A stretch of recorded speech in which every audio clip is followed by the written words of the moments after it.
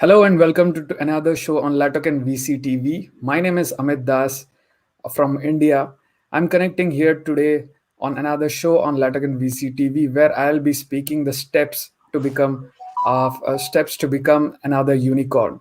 So according to Investopedia, unicorn is a term that is used in the venture capital industry to describe a privately held startup company with a value of over $1 billion. This term was first popularized by venture capitalist Aileen Lee, founder of the Cowboy VC, a seed stage venture capital based in Palo Alto, California. So with me today we have Maxim Besanov, who will be co-moderating with us. Maxim, a little introduction about you. Yep. Hi, Amit. Hi, everyone. I'm glad to be part of this show. Just will be enough insightful. So, Amit. Thanks, Maxim. We have panel members from all over the world. We have Shreya from India, Gary from USA, Devang from USA as well. So yeah, let's go one by one and let's know about each of our panel members today. Shreya, what a brief introduction about you and the kind of work that you have done so far. Thank you. Sure. Thank you for having me here, Amit and Maxim. It's always nice to be on VCTV. So I'm Shreya Gupta calling in from Delhi, India, and I'm an investment analyst with Venture Gurukul Capability Fund. We are an early stage sector agnostic fund based out of India, and we invest in on enterprises that are digitally transforming the way India and the world are interacting, engaging, transacting, and educating themselves. We hope to enter in early stage and build capability within our portfolio companies so that we can help them achieve unicorn statuses, hopefully. And but we are always focused at sustainable business ideas, and we are looking at entrepreneurs that are looking to transform the way the world interacts, and we are hoping that we have a great fit with entrepreneurs that are able to scale their businesses not in just India markets but take them global as well. So that's what we are hoping to do, and we are going to be investing in pre-series A and series A and a couple of seed investments. And and most entrepreneurs and startups that are looking at this panel are more than welcome to give us a shout out, connect with me on LinkedIn, and do share your pitches and ideas with us. We'd be more than happy to lend a hearing ear and help you scale up. Thank you, Shreya, for that brief introduction. Devang, over to you. A kind of work that you have done so far and a little introduction about yourself. Sure, I am Devang Mehta, a partner at Anthill Ventures. We are a speed scaling ecosystem. We work on the fund accelerator model by which we invest and scale early stage companies. Investing is at pre-A and Series A, and then scaling happens hand in hand with the investment events where we help a company grow through business and technical interventions. And in case of startups outside of India, we help them with India market entry and expansion. The focus being is, and the DNA of the company is that startups need both capital and advisory to scale, and both working hand in hand so that they can hit powerful growth trajectories within 12-18 months. So that's where we come in. I'm based here in Mumbai, India, and I handle the healthcare vertical at Anthill. We work along with HCG, India's biggest oncology chain. So we have a very keen interest in oncology and adjacencies, but willing to look at interesting business plans and startups across the spectrum of healthcare, maybe microbiomes or trauma, wound management, healthcare IT, finance, and even some non-tech areas. So looking forward to hearing from startups as well as fellow investors. Thanks. Thank you, Devang. Gary, over to you. Yeah, great to be here. So my name's Gary Fowler, and I'm a serial entrepreneur and investor. I've done 17 companies. I've got over 34 years worth of experience in Silicon Valley. I built 2 unicorns. I was on the original management team of Click Software, which is sold to Salesforce for $1.35 billion. and also Eva.ai. I founded 5 years. It's unbelievable how time flies. I can't believe it's 5 years. But 5 years ago, it's one of the top AI HR tech companies. My partner is David Yang, a billionaire originally from Russia, living out in Silicon Valley. I am the CEO, president, co-founder of GSD Venture Studios, premier AI and quantum venture studio located in Silicon Valley. We use Silicon Valley as a port to the rest of the world. The one thing that we have is that we've created 2 unicorns. So, it's funny. They talk about, Cowboy talks about unicorns as an objective, but they're a mythical creature. They don't exist. And so it's kind of funny. But we turn them into something real. I've also done an IPO on NASDAQ. I've written 126 articles in the last year. My latest articles on the quantum internet, quantum telecommunications, and quantum tunneling. So that I also have one of the top shows in Silicon Valley, GST Presents, and also I represent the VCs in Silicon Valley. It's called VC Task Force, and I pick the top startup in the world, which I did yesterday, every 2 weeks. So if you got really cool startups, send over the information to me. Let us take a look at it, and be happy to highlight them on the show.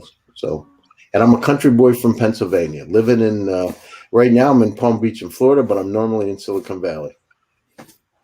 Great. Thank you, Gary. So let's begin with our questions.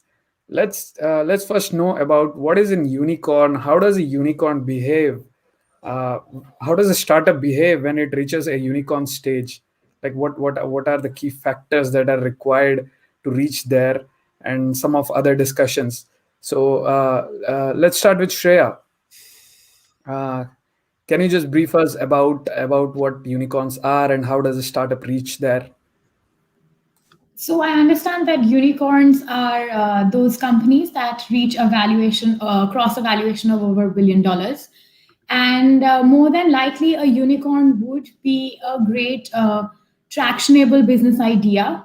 Founders who are able to scale their product or their service up to a point where they are, in so many words, a very easy plug and play, be it a web API or an app or a SaaS-based software.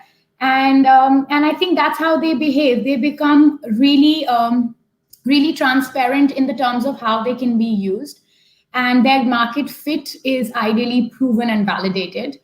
And the founders are probably playing golf and looking out for more investors and PE funds to get themselves further evaluated and kind of exponentially grow further out, probably go from local and regional geographies to global platforms. So I believe that that's what a unicorn ideally should be at when it's being valued to that stage. And yeah. Yeah, thanks, Shreya. Devang, what are your views on this? Yeah, sure. So I look at it. I mean, of course, unicorn. That the technical definition is of a startup that is worth $1 billion. But what it takes to get there, is what I call first principles in any startup. What do you need? What are the ingredients you need to become a unicorn? Right? You need to have a well-rounded management team, at least one technical and one business co-founder. So just the responsibilities and skills are balanced across the team. You need to have a market which is, the addressable market. A lot of these are cliched phrases, but just to explain it a bit more, the market is to be big enough for you to address it. The other flip side of it is that if someone's trying to comes to you with a plan and a strategy to get 80% of a $50 million market, that still, at best will take you to 40 million in revenues and won't make you unicorn. So basically, you need to be addressing market, either creating a new one or upending an existing one, and that addressable market should be billions of dollars a year, and you should have the capabilities to garner a good share of it. You garner a good share of it by having a product, a service that is differentiable, should ideally have some defensive moat to avoid copycats, and should not be incremental. It should be game changing to the extent that it should be compelling enough for customer to either pay for a new product or service, or change existing habits or change existing vendors. So it shouldn't just be an incremental innovation over the status quo, but should be compelling enough for large number of customers to pay for it. So once you have all that in place, which is team, market, differentiate product, defensive moat, right? Then you just need to have the operational capability and the discipline to achieve good unit economics, and then basically sell lots of these units once the unit economics is proven, right? So that's the last part. That's the operational capability and the operational risk. But once you can create a team that can operate and execute on a business plan that is proven and compelling, you can become a unicorn. Great, nicely put, Devang. It sounded very clear and very simple as well. Gary, what are your thoughts on steps to become a unicorn? Brief Well, overview. I tell you from creating the unicorns. So I'll give you what I did, and let me tell you, number one is luck. So let's put that. We didn't put that in the mix because that's a part of it. So with Click Software, the company came from Haifa, Israel, moved to Silicon Valley to Campbell, California. In that position, I was a senior vice president of the company hired by Oak Investment Partners. And my job in that company was marketing, sales, business development. And so I renamed the company. It was called IET. I changed the name to Click Software. I came up with a family of products: Click Fix, Click Analyze, Click Schedule, Click Mobile. And then the next step of this situation is, so by changing the name from IET, from Intelligent Electronics to Click Software, people said, "Oh, I've heard of the company. It's a great company," but they couldn't have heard of it. It was a small company out of the Israeli Air Force. So then the goal is to go over to cut some deals. So I flew over to Germany, cut a deal with SAP, and came back out to Campbell, build up the PR visibility. We did a NASDAQ IPO in some times when the market went south, but we did it. And the rest is history. You remember, there's part of the self-fulfilling prophecy. One of the things you have to do as a startup, and startups, it's critically important. You need visibility. You need to write articles. You need to be looked at as an industry expert. You need to learn. So get as much out there. What's the first thing people do when they hear your name or want to look at your company? They look your name up on the internet. They Google you. Do you have anything out there or not? So number one, do that. Number two, I think Devang had said this, but I'll reiterate it. You want to make sure you have a balanced team. You need somebody that is charismatic, that can lead the company. You need to have somebody that understands the technical piece, like my partner, David Yang. David, his background is a PhD in artificial intelligence. He's also a billionaire and has done 9 companies. The third thing is it could be an operations or a finance-oriented person. Both of them are critically important in terms of the team. Never go above 3 co-founders. If you do, the probability of getting funded is very low. We use Silicon Valley as a port. I have an office in Palo Alto, Menlo Park, and also in Santa Clara. That is our port. Why? Because if you look at it, it's really the epicenter of opportunity.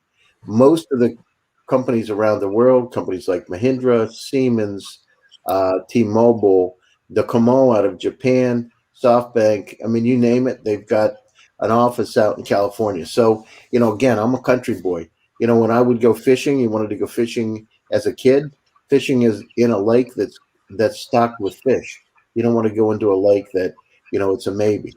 It just makes your life a whole lot easier, and it keeps your expenses down. Then there's really 3 models. So I built the #1 accelerator in Russia, probably, I guess, 11 years ago. So Skokova Startup Academy and also GBA Launch Gurus, actually 2 of them. One was a public-private partnership. The other one is a private company. So let me tell you about some of the things that are important. So customer development. Bob Dorff, who wrote the book Startup Owner's Manual, and Steve Blank were both involved in my program, as well as Guy Kawasaki. Those two wrote a book called The Startup Owners Manual, which talks about customer development. What is that? A lot of times, technology founders will develop the product that nobody wants to buy. So you've got to get out as a founder. Your job is to get out of the door, talk to people, get an idea. Are they interested in it or not? And more importantly, will they take money out of their pocket? So that means not going to friends, but literally going out, do 50 to 100 interviews, interview people. If it's not a existing product, get a PowerPoint presentation to describe it. Work through some mock-ups. But you got to get the insights so you don't waste a lot of time and money. With Eva, I pivoted 3 times. So we started as a Google-like search for the personal cloud 5 years ago. Then we moved into, I turned it into Eva, the smart assistant, and the market, there was too much competition from Google. Then we moved in using a lot of the same patents to AI and HR tech. Then there's another key, so multi-generational, culturally diverse, decentralized teams. And I've written about this in Forbes, but look at it. You want to have people that have some gray hair. Why? Because they've got credibility in the market and it makes it a whole lot easier to get funded. Cultural diversity is important because you can look at it, men, women, people from different regions of the world. Why? Because those ideas that they bring will help shape the company in an entirely different way, and it gives you new ideas. The other thing is decentralized teams. So if you're going to get your development work done in India or Russia or China or wherever, go where they've got the incredible talent at the right price so you can keep your expenses down. If you come out to the Valley, you could pay for an engineer, $200 to $1 million, $200,000 to $1 million a year, depending upon what kind of developer they are, or less, a little bit less, but in general. And if they're an AI, it could be a combined package of $1 million. So keep your expenses down, and make sure that the money that you've got, you're very prudent with your money, and you're not wasting it. You're really getting the most effect out of it, like it's and run as fast as you can. And with that, I mean, get out. My company's name is GST, which is Get Shit Done. Came from the back of Mark Zuckerberg's desk. It says Get Shit Done. And that's what it's all about. It's about execution. Great, Gary. Thanks for those insights. So let's move on with a basic question. This question is for Shreya. Shreya, what do you look for what do you look for when you try to invest money on in seed funding round? Like, what kind of factors do you look for when you try to do seed funding in any startup? So essentially, when you're looking for seed funding, because you're more than likely to be at pre-revenue stage in that venture, you don't actually look for just how validated the product is. But what I look for is a differentiated value proposition. So as Devang said earlier, that you need to have a large addressable market. So either you are creating a new addressable market, or you're kind of transforming it or upending it in terms of that. So if at seed stage, what I'm usually looking for is the fact that it has to have a unique value proposition in terms of the product and service of the startup or the entrepreneur is offering. It cannot be something that has already been done. If you are trying to create a new addressable market, trying to serve the underserved, penetrate the underpenetrated, then then you can have a basic value add to to a business model. But when you are already in a semi-saturated or an already semi-developed market, then you have to add a value addition to an existing product portfolio. You cannot, like an edge tech, you cannot just be a multi-channel online class anymore, because there are so many of them in the space that what will be your value proposition. And that probably would be the fact that you are focusing on reaching to those regional students that are looking to learn in their own regional language. So now if I look at edtech, I would always look at an vernacular standpoint of it, so that essentially you have to find out a way that that is increasing your addressable market, it's increasing where your target audience is going to be. So one, that's that. I look for a differentiated value proposition, a differentiated and unique value proposition in the startup. And the other thing that I really, really focus on is the founding team. Because whatever said and done, the competencies that your founding team brings to the table, it really makes a difference as to how sustainable and how further a startup can go. Because whatever, after whatever money investment you do, as long as you have confidence that the founders are going to follow through their mission and are focused in achieving that vision, there is no other better way to create a successful startup. It may not be a unicorn, but it will definitely be a market leader. So these are the two things that I really look at: the product and service, and where it kind of sits in the competitive landscape. And the second would be my founders and how culturally fit they are to be able to learn and to be able to network and to be able to gather what we're trying to say. Because as investors, we don't just like to take a back seat. You would want to be with founders that are willing to listen, that are willing to learn from your experience. So those are the two things that I ideally look at. Thank you, Shreya. Yep. So, Devang, I have another question for you. For example, we have two startups. One is a startup that is valued over $1 billion. It is close to valued over $1 billion. It has reached the market, and it is completely in a growth stage, which claims to be a solution, end-to-end solution for a particular problem. But in reality, they have not yet established that kind of end-to-end solution. But another startup who is fresh into the market is looking for a seed funding, or a Series A kind of funding, which is actually providing an end-to-end solution. Now the key question is, you have a startup who is close to becoming an unicorn, but another startup who is actually providing an end-to-end solution but wants funding. So what kind of suggestion or advice would you give? Would you invest your money in this, or what is your take on this, Devang? I think it's fairly straightforward. The one, I would first ask who is ascribing that $1 billion valuation.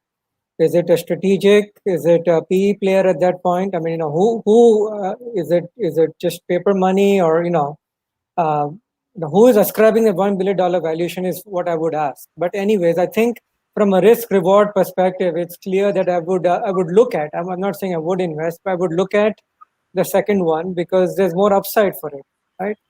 I mean, if you invest pre-A kind of money, which is 100, 200K, at $100 billion valuation, you get a fraction of a percent of a company. I mean, it's, how much upside are you going to have? 1.5, 2x, even if it's guaranteed. Let's just say it's a company in biotech where a competitor just got acquired by big pharma for 2 billion, right? Maybe that's the reason why it's valued at 1 billion. I mean, even then, if everything happens perfectly, you make 2x, right? As a VC, you want to aspire to make 10, 20x on each investment, so that on a portfolio basis, once you factor out the losers and the ones that go sideways, you still need those 10, 20x's to make your portfolio a success. So I think most VCs, and including us, would look at the latter one because the upside is clearly greater, and your capital would accrue meaningful stake in that company and would have meaningful upside. Great, Devang.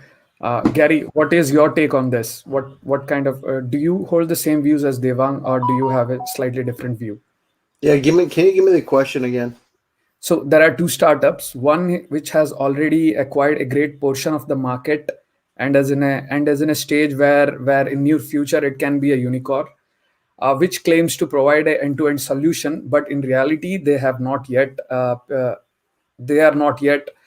providing the end-to-end solution. But there is another startup who is already providing an end-to-end solution, but is in a very nascent stages of funding. So what kind of investment would you make? Well, I mean, first of all, I would if you just told me that they're supposed to have an end-to-end solution, my next question would be, how did they get to become a unicorn, right? So, I mean, what is happening? So, eventually, some people are going to look under the covers of that company, and they're going to understand that there's a lot of um, magic that doesn't work. So, my situation is, I'm not sure they're really a unicorn if that's the case. So, I would be highly concerned with that company. The second situation, it would really depend on what market that company is exactly in, who the members of the team are, what the potential. So, for instance, if you told me they're Stanford or IIT graduates that started the company, they've got a multi-generational, culturally diverse, decentralized team. I'm going to take a look at them. I would look at how fast they're growing. That would be really important to me. How much revenue they have coming in. Where are they in terms of revenue? We also look at, 3 levels. Are they regionally dominant? Are they ready to go global? Is it just because they don't have access to the market? So I would dive into it. I would be really skeptical about a company that is a billion-dollar company that really doesn't. It's like having a Ferrari without an engine. Are you going to bet on winning the Formula One without an engine? So eventually somebody's going to take it off the pedestal and try to run it. So I would be highly cautious about that, especially today, because how would they be generating revenue? If are they generating revenue or not? And what are the forecasts? When would that technology be developed? It would have a lot of questions for me. I personally would not invest in it. Great, great, Gary. Thanks for that. So my partner Maxim has few questions that he needs to ask. Maxim. Yep, Amit, thank you for this. So my first question to Gary. So just imagine it's like a game, and for example, you are an investor and having some free cash flows, and you want to invest in some startups, and you have some range of startups. So, and my question is next by K, what are the key factors? What are the key signals that you may provide to that this startup will be a unicorn in the future? By what methods you will identify it? Well, I mean, you look at what kind of market they're in. You would look at, for me personally, I would first of all, I'd look at the team, right? What kind of team do they have in place? Did they graduate from MIT if they're in Russia? Are they serial entrepreneurs? Have they done it before? So those would be some of the questions, because it's like, go back to the Formula One example. If you won Formula One once, I'm pretty confident there's a good shot of winning it the next time. So I would look at that. Then I would look at what the underlying technology that they have is. Is it real or not? Then I would look at what the total addressable market is globally. I would go out to VC friends, just like we are here today, and I would start asking them what they think about it. I would do my customer development, asking them about the technology or service. Do they think it's interesting or not? And I would start to, do some due diligence on it to make some determinations. But, when you have a solid team, when you have an incredible technology, and you've got the right kind of an addressable market, the probability of success starts to go up. The other thing is, do they have revenue or not? Because when they have revenue, it's a whole lot easier to make a determination on the company. Why? Because there's a good chance that they've got product market fit. That people are willing to, as Bob Dorff wrote in his book, The Startup Owner's Manual, grab it out of their hands. And that's really important. Consistently, are they doing customer development? Are they validating the market all the time?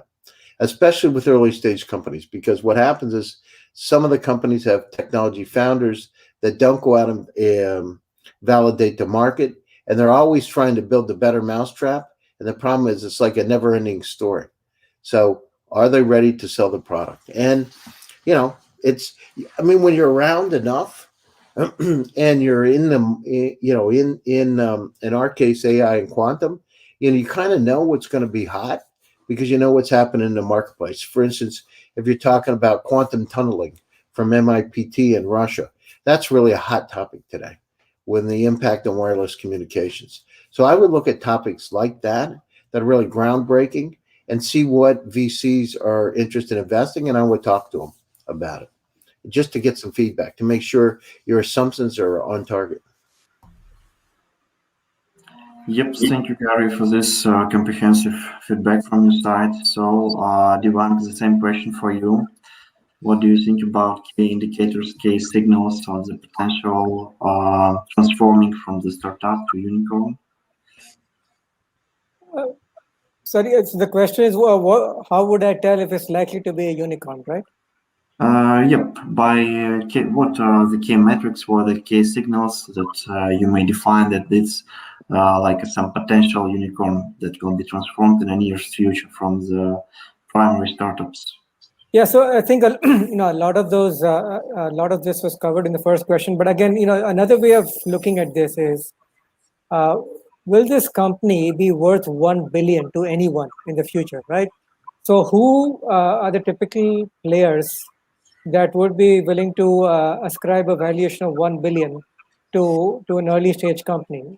So, broadly, there's two kinds. Either there's a late stage PE player who believes there's operational efficiencies that can be gotten by taking a company that has millions of dollars of cash flows and they have more customers or other strategic corporates that they can plug this into. Or usually it is strategic corporations for whom this company is worth 1 billion because they can take an existing technology with a good amount of sales or at least promise of sales and plug it into a big ecosystem of about 10,000 salespeople. So Gary is familiar with Salesforce.com, right? Once you become a $1 billion company, with 80% of the sales managers of the world are using a CRM software. Now, what do? So a marketing automation company that helps you send email campaigns on an automated basis and do sales lead scoring and all that, by itself can grow incrementally, can get VC funding, can grow into $5-10 million of revenue. But the moment you plug this company into Salesforce.com and all its 20,000 customers, that product or technology becomes worth 1 billion because it's now suddenly being used by 100x number of customers. So is the startup the kind that can grow to Series A or B with the team, the strategy, the execution capability, and the defensive moat to a point where it's worth $1 billion to either a strategic corporation or a PE player? If you see those traits early on, that's when you can judge that this company will eventually become a unicorn. Thank you, Darren. Thank you. So Something I want to say something. I was in Salesforce office when there were only 5 employees, and I remember on Fashion Island they were in the thin client, so I was directly there when Benioff got it started. Yep. And people weren't saying it was going to be a unicorn in those days, right? Because why would anybody be wanting to use a thin client to do a CRM? Seriously. So I was right there, and with Slack, with Butterfield, I had a discussion with him at Stanford University, and one of the questions, he almost went out of business. I mean, Slack was like in the gaming software, and then moved over to Slack because it was the only thing he had to sell. It was a project management tool that was inside the company, and he had started Flickr. And a good friend of mine, Esther Dyson, who Maxime may know from Russia, who's invested in a lot of the large Russian companies. So you hear the stories, right? It's like my friend Broadvision, Pyong Chen's a multi-billionaire. I remember in the beginning when he got started with Broadvision, I started the consulting company Broadient, e-commerce. People said it was never going to take off. Nobody was going to use a credit card on the internet. Amazon was only selling books. It was, so now think about it. And nobody's going to use their credit card. Well, What happened in the next 2 years is he went up $8.5 billion in net worth. Then he started investing in China, in Sina and Ufida. Well, Sina is the largest internet portal in China. And he said, people said, "Oh, why would you invest in China?" He said, "Because it's going to boom." And this is 1998. And look at the history. So when you hear the stories, the cover stories of what really happens, there's a lot of grit, a lot of determination. I had dinner with the right-hand man of Rupert Murdoch and the brother of the founder of Google, Carl Page, who's Larry Page's brother, 2 years ago. And one of the things that is critically important, this is one of the elements. I said to him, and he bought the Wall Street Journal for $4 billion. And I said, Andrew, what's the one characteristic? He said, I've studied 3,000 entrepreneurs around the world. I said, what's one characteristic that they have, including Rupert Murdoch? He said, amnesia. He said, they never think about the past. They only look forward, right? And he said, because I was interested in, Murdoch was married to some Chinese lady, and then he got divorced, and he married Jerry Hall, Mick Jagger's ex-wife. And it was just interesting. He said he never talks about the past. And I got to tell you, every billionaire that I know, and I know a few of them, they never talk about the past. None. David Yang, never. And he's my partner in Eva. And so, it's unbelievable. So what I'm saying is you can't let the past hold you back. The other quality is visualization. You got to visualize where you want to go, right? You got to, compassion is very important. Per Wimmer, who's a billionaire out of the UK, is a friend. Same thing. It's about compassion, being compassionate with people. It means when you're going up, you're going to see the same people if you come down. So you want to be kind, right? Because you want to treat people the way you want to be treated. Humility is really important too. Having humility. So these kind of characteristics, these kind of soft sides of being successful are really important. Because guess what? When you're building $1 billion company, there's a lot of ups and downs. There's a lot of times, when we did Click Software, you imagine a little tiny company that came out of the Israeli Air Force.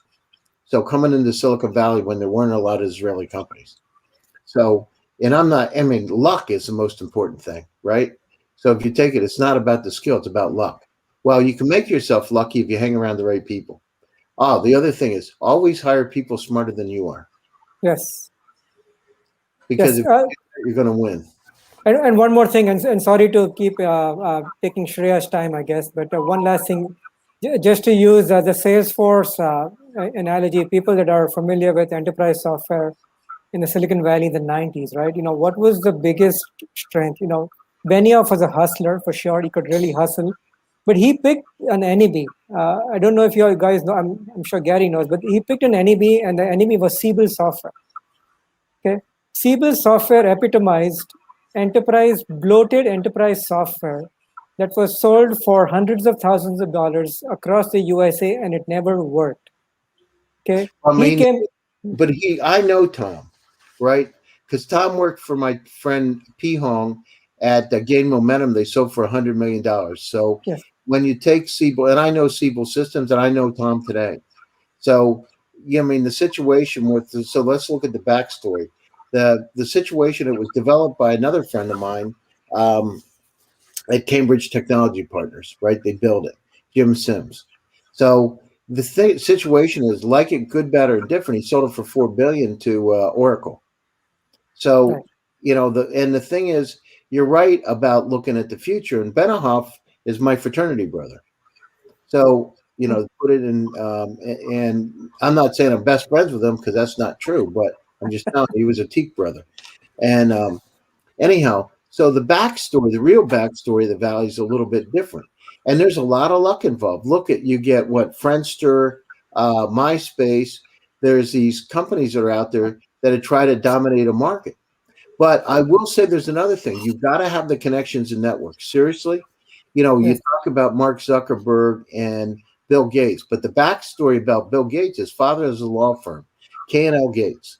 So he's very well known attorney in the Seattle area. And if you look at it, it's $1 billion law firm located in one of the offices in Palo Alto. And I know because they're my attorney. And so our attorneys, actually. So what I'm saying is there's a lot more behind the story. It's not like, oh, well, I was just at Harvard. Well, you have connections. You go to Mhm. Harvard or IAT, you get connections. And connections are the most important because you build a trusted network. I can tell you, it's all over the planet, whether it's all over the planet, those connections will help you be successful or not. And let me tell you, your friends that are billionaires want you to succeed. And when you get crumbs from billionaire friends, it really starts to add up. I will tell you that. So, the power of the network, the power of the PR that you have and writing, you got to write a lot. I'm Mhm. right now 3 to 5 articles every single week. Let me tell you, it's not easy because I'm covering topics that are just starting to exist. So, write, get your visibility, do exactly what we're doing here on VCTV. Speak. Look at it. Maxim's are you in Moscow? Yep, I'm in Moscow right now. In India, Palm Beach, Florida. We're all over the world. This is a connection point. I will tell you something's going to happen, startups. There's going to be people who are going to be crazy coming out of COVID.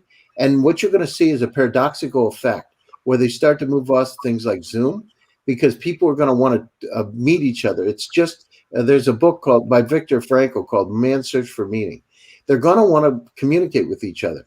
But the people that stay tied into they're going to come back. So it'll go down and go back up again. If you stay in this social media, you'll be able to reach the world. So don't go with the flow. Remember, you got to go in the opposite direction. Was it Warren Buffett said that? So you move in the opposite direction of the masses. That's where the success is. Anyhow, sorry about that. I've been thinking about this stuff. I'm writing now about this stuff. But yeah, I mean, and the other thing is believe in yourself. Look yourself in the mirror. Get up in the morning. Listen, do you believe in yourself or not? If you don't believe in yourself, it ain't going to happen. Just 100% not going to happen. Look yourself in the mirror and say, do I believe in you? I love you. You care, I care about you. I want you to be successful. Talk to yourself. You don't have anybody around. You don't want to go to a mental institution, but do you believe in yourself or not? And you believe in yourself, let me tell you, you can accomplish so many things. My first startup that I started, I was 21 years old. I did $9 million worth of business. I didn't know anything, nothing. You know what I mean? Nothing. I didn't even know what venture capital was. I went to a bank and got loans and credit cards. I didn't have a clue. And I remember people coming up and say, I want to invest in your company. I'll give you money, but I want 20%. I'm like, for what? You're not doing it. Why do I need your money? So I went to a bank and got a personal loan.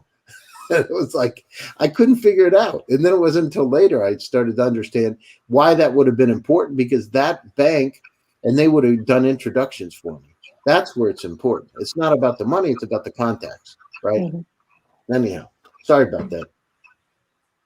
Excellent, Thank you excellent, very Gary. much for this, Gary. You answered on my question, on my second question below. I just tried to do this, so thank you for this. Yeah, I mean, I mean, Yes. it's like, David, I'll tell you a direct example. Seriously, I'll give you a direct example. Creating a unicorn. So I was at Skolkovo School of Management, which is a top business school in Russia, and I was teaching marketing. Guy Kawasaki is coming over to Russia, and Bill Reichert, who's his partner, is my friend. So I heard he's coming over to Russia. So I said, well, geez, this is a great opportunity. I'll have him come out to the business school. So I went on stage with Guy Kawasaki. You get incredible visibility by doing that. So you get Guy Kawasaki. Well, David Yang, who's this billionaire from Russia, was in the middle of the audience. And he's in the middle of the audience. Now, of course, you're getting, there's 2,000 people in the audience. It's huge. We had overflow. And so what happens is you get to a point where you're able to, anyhow, you got a lot of credibility.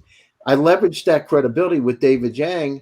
We had a VIP reception later. I talked to him privately. He then came over to Silicon Valley. He was walking down the street in Palo Alto and said, hey, Gary, how are you? I said, great. He said, do you know anybody who wants to be a co-founder of a company with me? I want to form another company. Now, this is a billionaire. I said, "Oh, I think I might know somebody." In 5, I thought, well, it's like going out on a date. You don't want to say, "Oh, yes, I want to go right away." So I gave it a few days. I came back and said, "I might be interested," and that's how we formed our company. So that's how unicorns form. It's really interesting, right? Luck. Luck is the most important thing. Great. Thank you, Gary. So, another question to all of our panel members is what current investment have you done or are you making, which might turn out to be a unicorn? So, yeah, let's start from Shreya. So for India focused enterprises, I feel like because India is mainly an agrarian economy and there's a lot of white space that does not connect agri-tech to fintech. So we are looking to make active investments in companies that are kind of full stacking and adding like bridging the gap in the agri-tech and fintech space.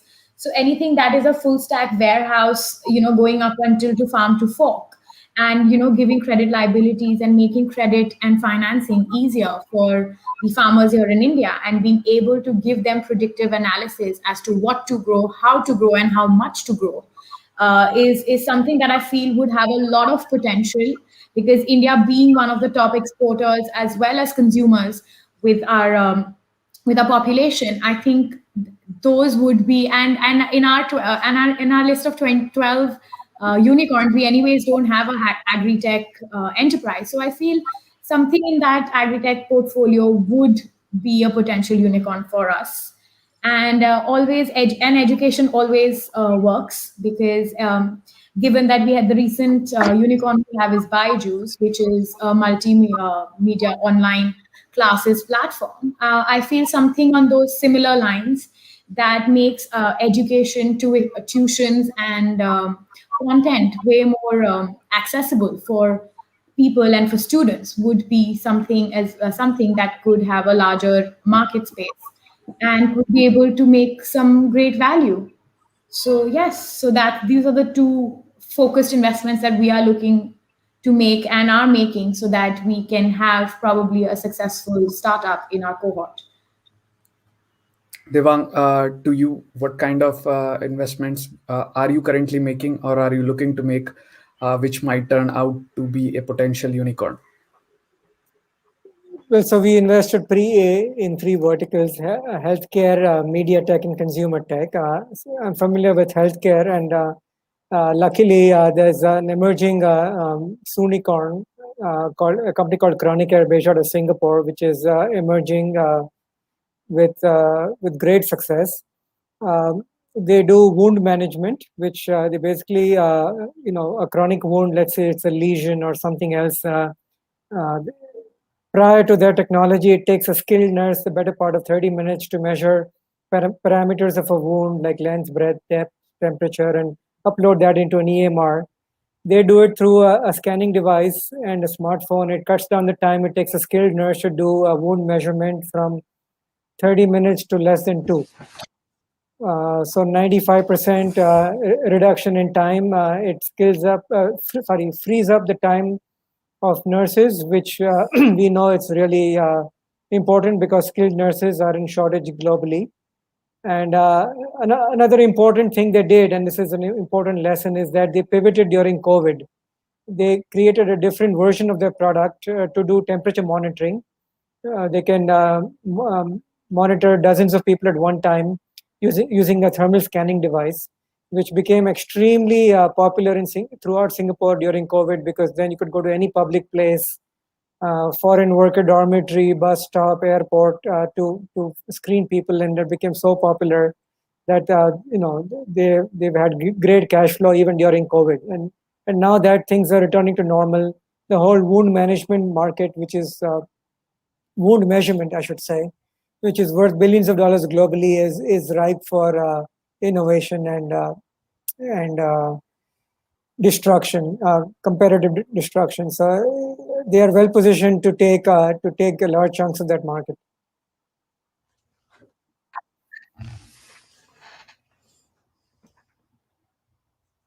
You're on mute, Amit. You're on mute, Amit. You're on mute. Sorry, Gary. Yep. So, Gary, what about you? What kind of investments are you making or are you looking to make in near future, which can turn out to be a unicorn? Yeah, so let again. I'm a country boy, so let's keep it simple. There are 40 zettabytes of data on the planet Earth today.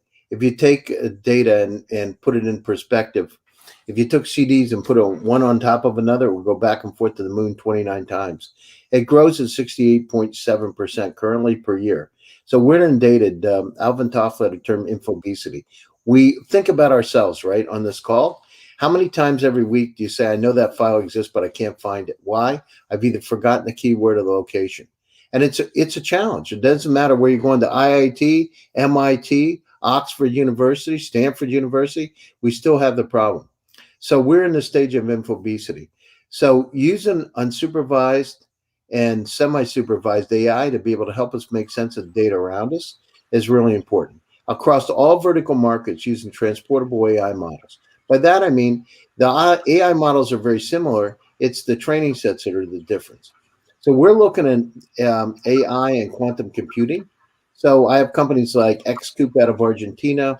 I've got Zemply out of Stanford University. We've got Easy out of the UK. Spotter out of Nigeria. So all these companies have potential to become unicorns. Why? They've got incredible teams. In the case of Easy, his company that he had in Germany is worth about $7 billion today, and he's the co-founder of that company. So they're just the right team, at the right place at the right time. Look at the world, right? We're inundated with data. Think about it in our own personal cloud. The average person on the call today has 300,000 items in your personal cloud across multiple data sources, Slack, WhatsApp, Facebook Messenger, LinkedIn. I mean, you name it. You could have 20 some data sources and 5 or 6 email addresses. So that number is 300,000. The entire web in 1996 was 257,000 websites. That number doubles every year. In 5 years, it'll be 10 million items. How in the world, if you think it's bad now, keeping track, how many times do you pick up your phone every day?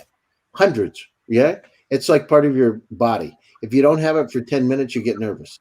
So we're now developing singularity. We now have to analyze that data. We're going to move from smart to intelligent assistants across all vertical markets. That's happening today. So the companies that are looking at that data can make sense of it and help us live our lives better. You know, happiness is what I say, to keep us content. Those technologies, those AI technologies, deep learning, machine learning are what are going to be key. Those are the kind of things we're investing in.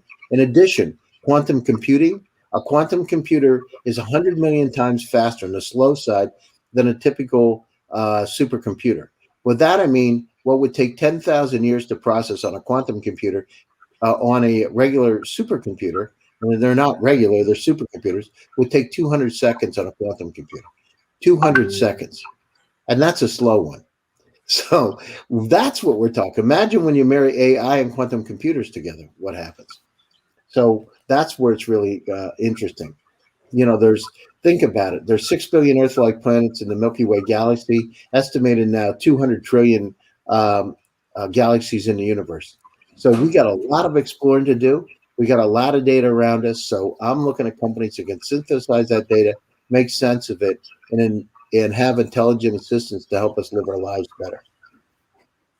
Great, Gary. So when we marry AI and quantum computing, something that will form will definitely challenge our cybersecurity industry.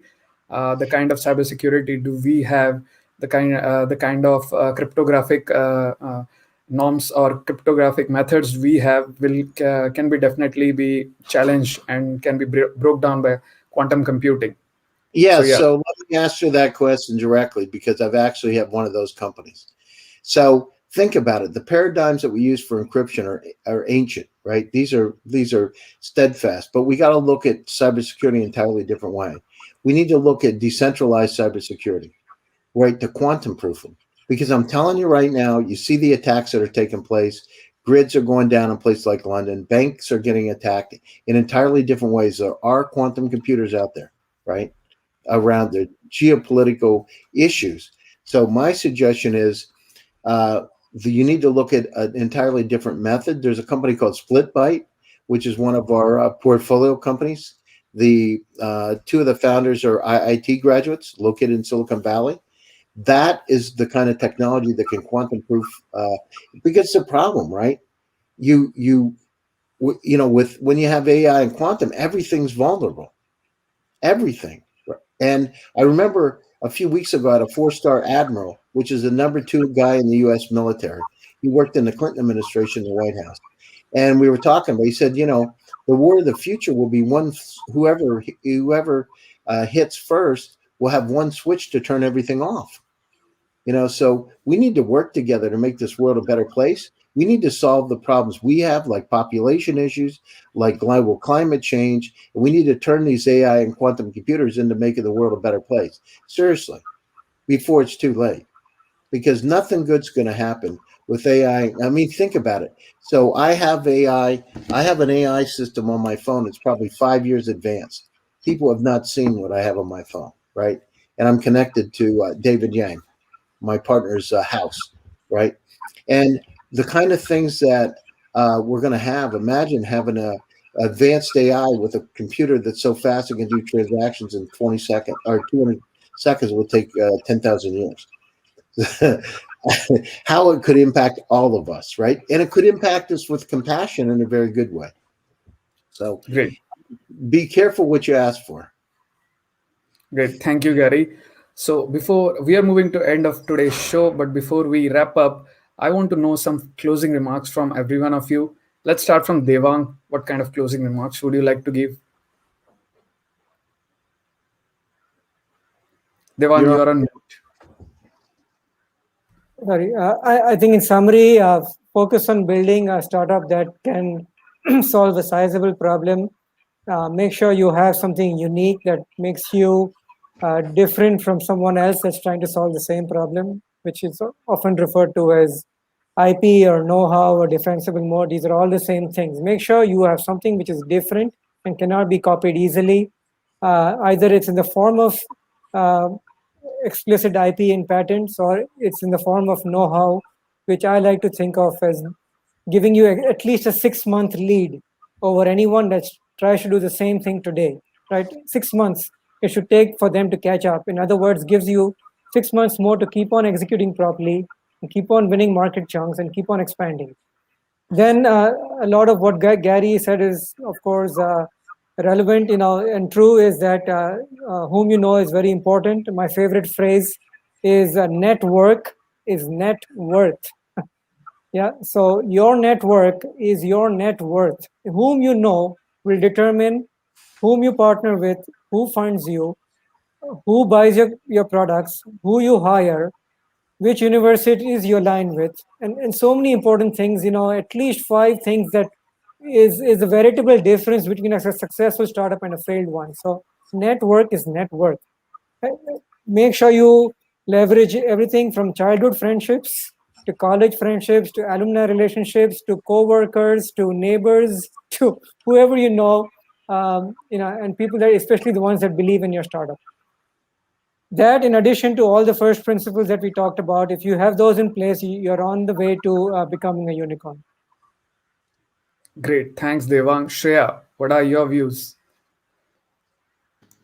So yeah, I would also summarize on similar terms. I think what Gary and Devang have shared with us today, for sure outlines how you can get closer to building a unicorn. Obviously, it's not a sure shot, but with luck, with your network, and with your mindset to actually solve a problem and believing in yourself would be the closest thing to becoming a unicorn. One, you have to be sure of what you are doing and be consistent and persistent about it. You have to be dedicated to be solving a problem and making an impact. If you are just going to be flimsy about it and going like, oh, let me just get a revenue run rate and pick up a couple of rounds of series, even if it's early, and do a double-digit $1 million round, and I'd be happy, and I'm going to be content. That's not how a unicorn is. That's not how unicorns are made. You have to be constantly be innovative with your product, with the kind of solutions you're offering, and to be a successful entrepreneur, the unicorn owning, developing entrepreneur, you need to know how to leverage the people you know, the knowledge you have, and always hire smarter than you can be. Because innovation always comes from different mindsets, from different walks of life, and being acceptable to what other people are saying and are wanting to say. So To be an entrepreneur who wants to build a unicorn, you only need to be one thing. That's a great communicator and an amazing listener. If you can do that, and if you believe in yourself, I don't think anything can stop a person from being to reaching the heights of success. So yeah, that would be my remarks, and I hope that more and more unicorns come out of our economies and solve impactful problems and make this world a better place to live and operate in. Thank you, Shreya. Thank you. That was really great and insightful words from you. Gary, finally over to you. What kind of suggestions would you like to give for the current startups or the emerging startup that are looking for to become a unicorn? Yeah, so I can, being a country boy, growing up in a village of 500 people on the side of a mountain, I can tell you that anything's possible if you believe. And I'm not saying this loosely, but visualize where you want to go, treat people the right way, be curious, always keep the curiosity of a child. As we get older, sometimes we lose our curiosity and desire to learn things. And one of the things I do is to always learn, whether it's a foreign language, whether it's whatever it is. The other thing is the network is very important to you. Develop friendships. I mean, I can tell you directly based on just VCTV. I met one of the partners of Richard Branson, who then put me in touch with one of the wealthiest guys in Dubai, is worth about $60 billion, who then wanted to cut a deal with me. And this is over the last 3 months. Cut a deal with me on a project. So it's about, and then what can you give to them, right? It's always about, think about not what you can get, but what you can give back, what kind of things you can give, and develop a relationship. That's the most important thing. The other thing, Muhammad Ali once said, it's not the person that gets knocked down, it's a person that gets back up. So you need to understand it. Listen, it's not, building a startup is not easy. I've heard a lot of stories. I've been through 17 companies myself that I've started. So when you go down through it, it's going to get better. You're going to get knocked down a few times, but brush it off and get back up again. And, as I said, hiring people that are smarter than you is critically important. Believing in your dreams, believing in a direction, and listen to your customers so you can make sure you're navigating the company in the right direction. You can do it if you want to do it. Thank you. Thank you, Gary. Thank you, Shreya. Thank you, Maxime, for today's amazing session. It was very insightful and very knowledgeable session where the emerging startups and newbies are getting a lot of insights. They might be writing notes of whatever you have said. Thank you for today's session. Again, we will be meeting again on the next show on the next day. Until then, bye bye. Bye-bye. Take care.